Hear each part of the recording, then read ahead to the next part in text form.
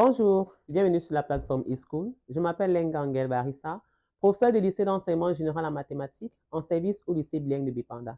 Nous allons traiter ensemble les anciennes épreuves de mathématiques du BPC du Cameroun. Surtout, n'oubliez pas de rester scotché, pensez à prendre des notes, mentionnez vos commentaires, vos observations ou vos questions en commentaire. Nous comptons sur vous sur un max de likes et de partage. À tout à l'heure. Coucou chers apprenants. Nous allons commencer aujourd'hui la résolution ensemble de l'épreuve de mathématiques du BPC de l'année 2022, bien sûr BPC du Cameroun. Sur la partie A, nous avons l'évaluation des ressources. En grand 1, l'activité numérique. En exercice 1, la première question nous demande de calculer le nombre grand A. Le nombre grand A est affiché là. Et donner le résultat sous forme de fraction irréductible. J'insiste toujours sur le fait de respecter les consignes données. On a dit de calculer, bien sûr, et de donner aussi le résultat sous forme de fraction irréductible. La première des choses, c'est de remarquer que dans l'écriture de grand A, il y a des opérations qui sont prioritaires, notamment l'opération entre parenthèses. C'est une opération prioritaire. Également, la multiplication que voici est également prioritaire. Donc, nous ne pourrons pas faire l'addition sans avoir déjà fait effectuer l'opération entre parenthèses et la multiplication, qui sont des opérations prioritaires. Voilà donc ce que nous allons faire plus bas. L'opération entre parenthèses donne donc 2 fois 5, plus 3 fois 6, puisque les deux fractions n'avaient pas le même dénominateur, sur 3 fois 5. Et la multiplication de deux fractions, il s'agit seulement de multiplier les numérateurs entre eux et les dénominateurs entre eux. On obtiendra donc 12 sur 15 plus 28 sur 15. Les fractions ayant le même dénominateur, il devient donc plus facile pour nous de les additionner. On additionnera uniquement les numérateurs et on conservera le dénominateur commun, 12 plus 28 qui va nous donner 40. Le dénominateur commun reste 15. La consigne était de donner le résultat sous forme de fraction irréductible. Donc si on s'arrête à 40 sur 15, on n'aura pas fini le travail. Il faudra donc simplifier le numérateur et le dénominateur par 5. On obtiendra donc ainsi 8 tiers qui est la fraction irréductible. En petit 2, on donne le nombre B. On demande d'écrire le nombre B sans radical au dénominateur. Le principe est de multiplier le numérateur et le dénominateur de B par l'expression conjuguée du dénominateur. Le dénominateur étant 2 moins racine de 3, son expression conjuguée donc sera 2 plus racine de 3. Donc à ce niveau, vous voyez bien comment on a multiplié le numérateur et le dénominateur par 2 plus racine de 3 qui est l'expression conjuguée du dénominateur. On obtiendra donc ici, on va développer 2 fois 2 qui va nous donner 4. Ensuite, on va faire 2 fois racine de 3 qui va nous donner 2 racines de 3. Au dénominateur, nous avons une expression factorisée sous la forme a moins b, facteur de a plus b, qui s'écrit donc, qui nous donne donc a carré moins b carré. Donc on obtiendra 4 moins 3. 4 moins 3 donnant 1 ici. On obtient finalement 4 plus 2 racine de 3, qui est l'écriture de b sans radical au dénominateur. Au niveau de la question de b, on nous dit, sachant que racine de 3 est compris entre 1,732 et 1,733, donnant un encadrement d'ordre 2 de 4 plus 2 racine de 3, partant de l'encadrement de racine de 3 que voici. Bien. Le principe, c'est d'abord de multiplier racine de 3 par l'élément le plus proche de racine de 3. Puisque l'élément le plus proche ici, c'est 2 racines de 3. Entre 2 racines de 3, c'est la multiplication qui les lie. On va d'abord multiplier racine de 3. Donc, chaque terme de cette inégalité par 2. Avant donc d'ajouter au résultat obtenu 4. Au résultat obtenu 4. Ce qui est très important à respecter. Si vous ajoutez d'abord 4 avant de multiplier par 2, ça devient faux. Il y a d'abord la multiplication avant de faire intervenir l'addition 4. Donc, on va obtenir, première étape, on multiplie chaque terme par 2, c'est bon. On obtient ce résultat que voici, c'est bon. Après, donc, on ajoute à chaque terme donc, de cette inégalité-là, on va ajouter 4. On ajoute 4 de chaque côté. On obtiendra donc 7,464 à gauche et 7,466 à droite. Mais la consigne était de donner l'encadrement d'ordre 2. L'encadrement d'ordre 2 signifie que nous devons avoir 2 chiffres après la virgule, pas plus. Ici donc, nous avons 7,464. Là, c'est 3 chiffres après la virgule. Qu'est-ce que je fais? Je me rends compte que le troisième chiffre est plus petit que 5, donc là, nous aurons l'arrondi par défaut, 7,46. De ce côté également, nous avons 3 chiffres après la virgule. Mais le troisième chiffre après la virgule, c'est 6. Il est plus grand que 5. Donc là, nous aurons l'arrondi par excès qui est 7,47. Et l'encadrement s'achève donc à ce niveau. À l'exercice 2, on nous donne l'expression C. Petite première question 1. Écrivons C sous forme d'un produit de facteurs du premier degré. Écrire une expression sous forme d'un produit de facteurs du premier degré veut dire tout simplement que nous devons factoriser l'expression et donc obtenir la forme la plus simplifiée de la factorisation.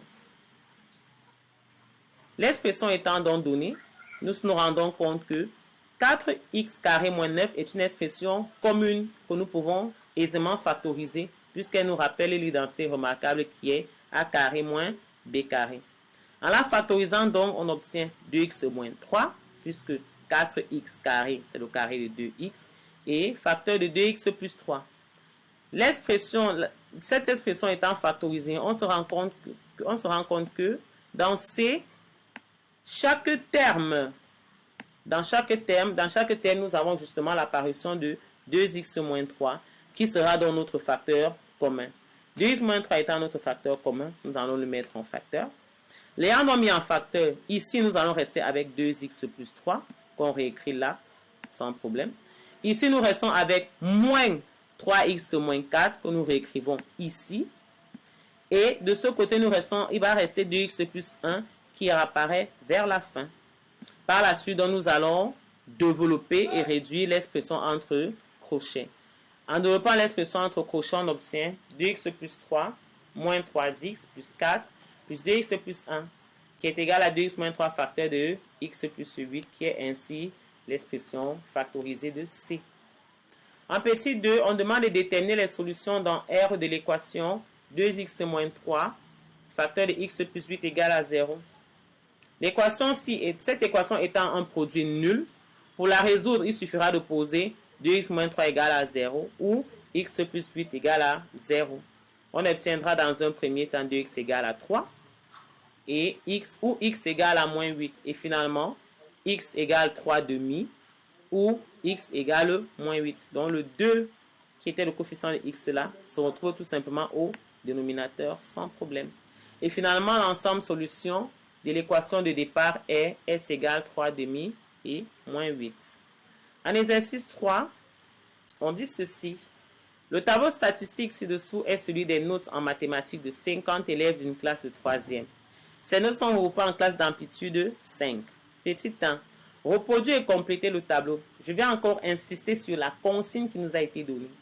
On n'a pas dit de compléter le tableau, on a demandé de reproduire et compléter le tableau. Ce qui veut dire qu'il est important de reproduire le tableau d'abord sur votre copie tel qu'il a été présenté sur l'épreuve. Parce que ces deux mentions seront notées. Bien. Le tableau étant reproduit donc, sur cette colonne, on n'avait aucune valeur au départ. Sur cette colonne également, nous n'avions aucune valeur. La valeur qui nous était demandée ici était celle de l'effectif de la classe 510. Nous savons que cette série statistique a pour effectif total 50. On a donné l'effectif de 3 classes et il manquait l'effectif de la 4e qui était 510. Il fallait tout simplement, sur l'effectif total 50, retrancher 17, 12 et 10.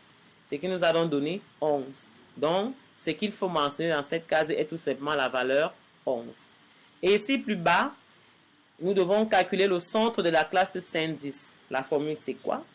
Lorsqu'on a une classe AB, son centre, c'est A plus B divisé par 2.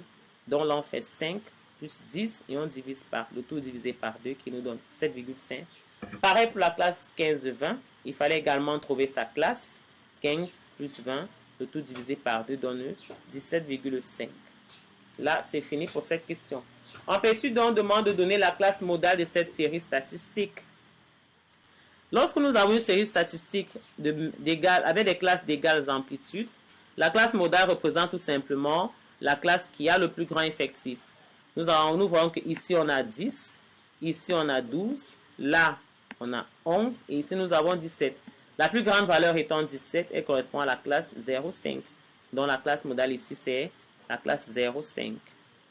En petit 2, nous devons choisir et recopier la bonne réponse parmi celles proposées. Ça veut dire qu'ici, il n'y a aucune justification possible. Tu choisis seulement la bonne réponse sans besoin de te justifier. Mais au brouillon, tu peux faire tes calculs pour être sûr que la réponse que tu choisis est la bonne.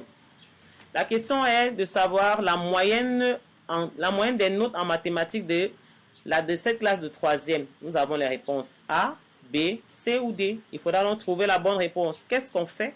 Là, on va au brouillon. Et là, on va calculer d'abord la moyenne de cette série statistique. Cette série étant regroupée en classes, la formule de la moyenne, c'est la somme des effectifs fois le centre des classes, divisé par l'effectif total. Donc, à chaque fois, nous allons prendre chaque effectif et la classe y est associée. On va faire le produit. Nous allons sommer tout cela, ce qui va nous donner 450. On va diviser par l'effectif total, qui est 50, ce qui nous donnera 9. Donc, la moyenne de cette série statistique est 9. La bonne réponse ici, c'est la réponse C. Donc, il faut tout simplement écrire 2C sur sa copie. Pas besoin de se justifier. Grande activité géométrique, exercice 1. La figure ci-contre représente un terrain ayant la forme d'un trapèze ABCD, rectangle en A et D. Vous voyez bel et bien qu'en A et D, nous avons des angles droits. La longueur AB, que voici AB. AB mesure 50 mètres. AD, c'est ce côté. Il mesure 40 mètres. Et l'aire de tout ce trapèze, justement, vaut 2600 mètres carrés. La première question, donc, on nous demande de montrer que le côté DC est égal à 80 mètres. Voici le côté DC. Ce côté, on demande de montrer que ce côté mesure 80 mètres.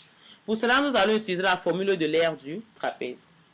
La formule de l'aire du trapèze, c'est quoi? C'est grande base plus petite base, le tout fois hauteur divisé par 2. Sur notre schéma, on va revenir là, la grande base, c'est tout ce côté, c'est le côté DC. La petite base, c'est le côté AB. Et la hauteur ici, c'est le côté AD. Il est clair de bien voir cela, parce qu'on remplace cela justement dans notre formule. Ensuite, on remplace chaque valeur, on remplace chaque segment, chaque distance par sa valeur pour les distances que nous avons sur le schéma. Or, cette aire, nous savons, d'après les consignes données, l'aire vaut 2600 mètres carrés. Donc, on pose notre formule ici, qui est égale à 2600. On se débarrasse d'abord de 2. On obtient 2600 fois 2, ce qui nous donne 5200.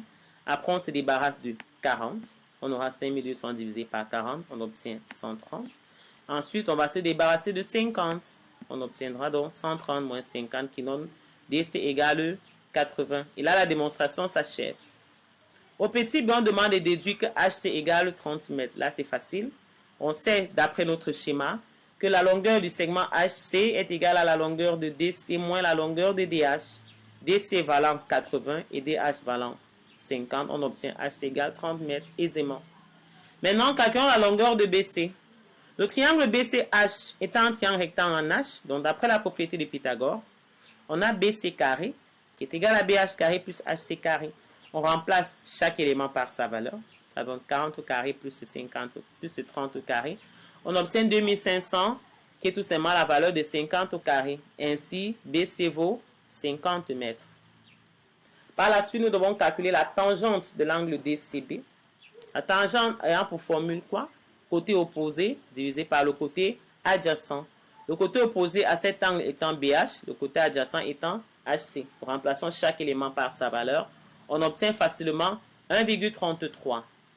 Nous devons en déduire de la valeur de cette tangente la mesure en degrés de l'angle DCB à 1 degré près. Toujours faire attention aux consignes. J'insiste là-dessus, sur cette vidéo. Faire attention aux consignes. La mesure de l'angle en degré à 1 degré près, cela veut tout simplement dire que nous devons arrondir à l'unité. Arrondir à l'unité, c'est quoi? On ne veut voir aucun chiffre après la virgule. Bien. Ayant donc la valeur de la tangente qui est 1,33, pour trouver la mesure de l'angle, qu'est-ce que je fais? Je vais sur ma calculatrice, je tape seconde fonction. Ensuite, je tape tan, qui signifie tangente. Et ensuite, je tape 1,33. Et là, je tape égal. On obtient, vous allez obtenir sur vos calculatrices 53,13 degrés. Or, d'après la consigne, la mesure devait être obtenue au degré près. Puisque le premier chiffre après la virgule est plus petit que 5, nous avons l'arrondi par défaut. Donc, mesure de CB pour tout simplement 53 degrés. La quatrième et dernière question de cet exercice, on demande l'image du point A par la translation du vecteur BH. Il s'agit tout simplement du point D. Pourquoi? Parce que le vecteur BH est égal au vecteur AD. À l'exercice 2 de cette partie géométrique, on dit dans la figure ci-dessous, le plein menu d'un repère orthonormé OIG, dans lequel sont représentés les points A de coordonnées -1, 1, B de coordonnées -3, 3 et C de coordonnées 1, 3. Nous savons que la première valeur, lorsqu'on donne les coordonnées d'un point, la première valeur, c'est la valeur de l'abscisse et la seconde valeur, c'est la valeur de l'ordonnée. Donc, c'est un peu, la première valeur, c'est comme notre X. La deuxième valeur, c'est comme notre Y. Il est important de se rappeler cela. Donc, sur ce schéma également, nous aurons les droits D1, D2 et D3. Les droits D1 et D2 se coupent en A. D3 coupe D2 en B. Et D3 coupe D1 en C. Voilà donc le schéma correspondant à cette situation. On nous demande dans un premier temps de déterminer par lecture graphique les coordonnées des vecteurs AB et AC, puis montrer que ces vecteurs sont orthogonaux. On trouve facilement le vecteur AB avec pour coordonnées -2, 2, le vecteur AC pour coordonnées 2, 2. On aura également l'écriture suivante qui nous permettra de voir si les vecteurs sont orthogonaux ou pas. Qu'est-ce qu'on fait? On fait le produit des abscisses, donc je prends l'abscisse de AB avec l'abscisse de AC, on fait le produit là, donc XAB fois XAC, plus, c'est important parce que là, on montre que les vecteurs sont orthogonaux, plus maintenant, on va prendre l'ordonnée de AB fois l'ordonnée de AC, on obtiendra donc -2 fois 2, plus 2 fois 2, ça fait -4 plus 4, qui est égal à 0. Ainsi, les vecteurs AB et AC sont orthogonaux.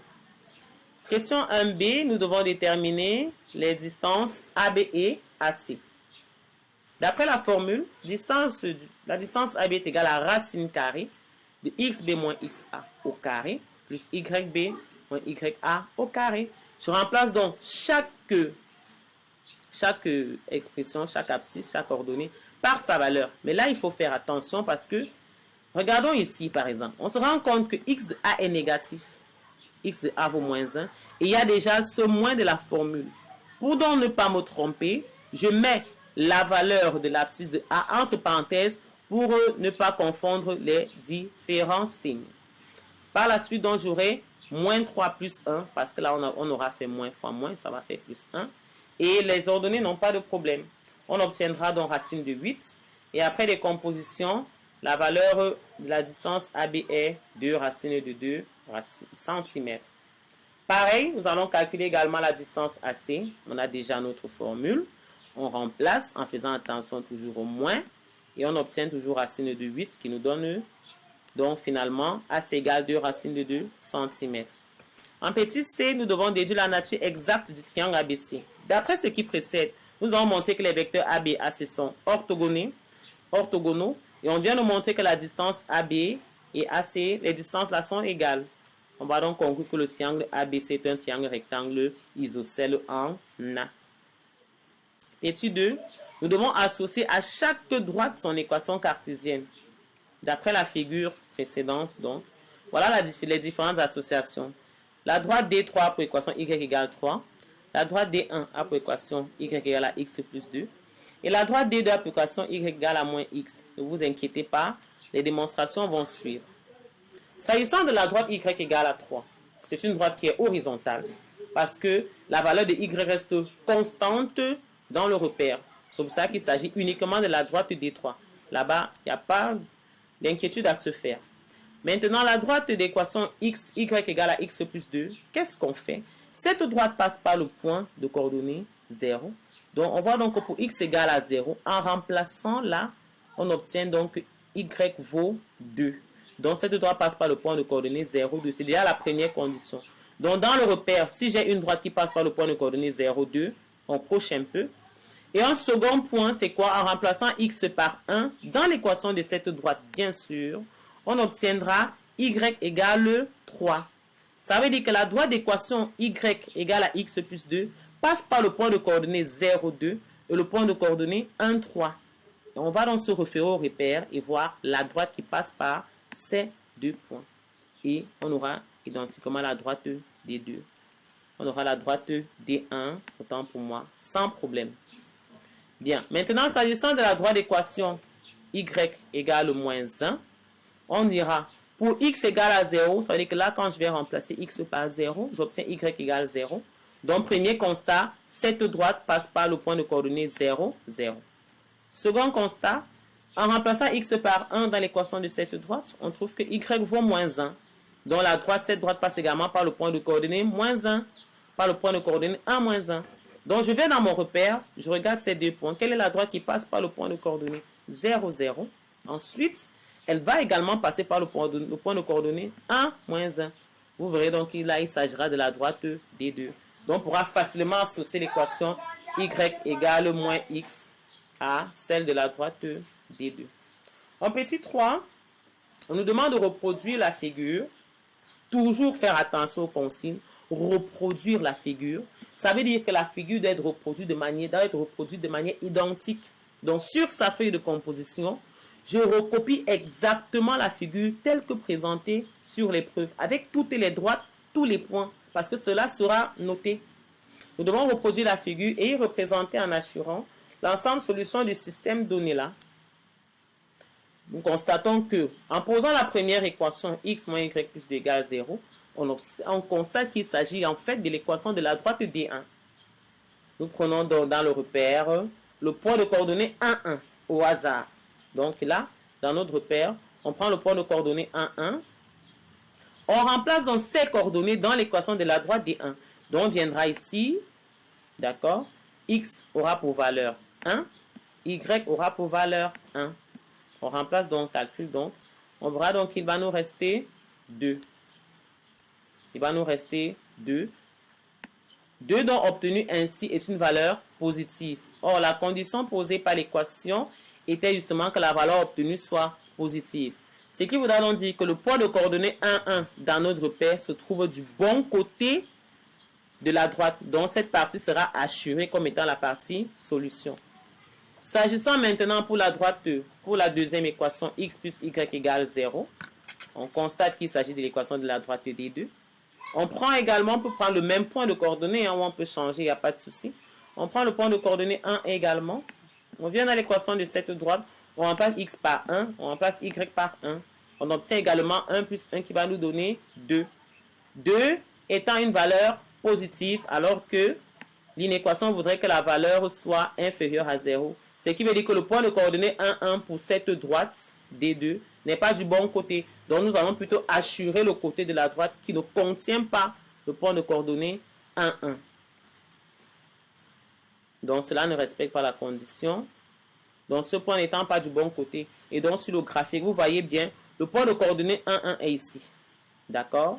Pour la droite D1, cette droite-ci, il était du bon côté. Donc toute cette partie était la partie solution. Parce que là, il s'agit de la partie qui contient le point de coordonnées 1, 1.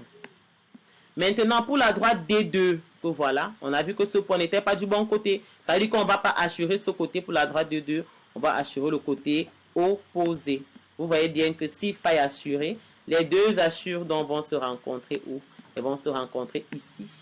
Et voici donc l'ensemble solution, très facilement. Maintenant, partie B, évaluation des compétences. La situation est la suivante. Une société de travaux publics est chargée de réaliser des travaux de construction d'une route. Pour le ravitaillement en carburant, elle utilise le camion dont la citerne a la forme d'un cylindre de hauteur AB égale à 8 mètres, ayant une demi-sphère de rayon 1 cm sur chacune de ses bases. Voir figure 1, nous allons voir la figure 1 tout à l'heure. Le contenu de cette citerne pleine est déversé à chaque voyage dans des cuves de 1000 litres chacune. L'eau destinée aux travaux de maçonnerie est contenue dans un réservoir ayant la forme d'un cylindre de hauteur H égale à 2,5 m et de rayon de base O égale à 1 m, ayant un compte de révolution de hauteur H égale à 1,5 m sur une de ses bases, voire figure 2 pour ce cas. Cette eau est mesurée dans les seaux de 10 litres. Certains maçons sont chargés de fabriquer des bornes kilométriques ayant la forme d'un pavé droit de dimension 20 cm x 40 x 50, surmonté de demi-cylindres de hauteur 20 cm et de rayon 20 cm. Voir figure 3. En utilisant une quantité journalière, nous avons donc la figure 1 que voici, la figure 2 que voilà, et finalement la figure 3.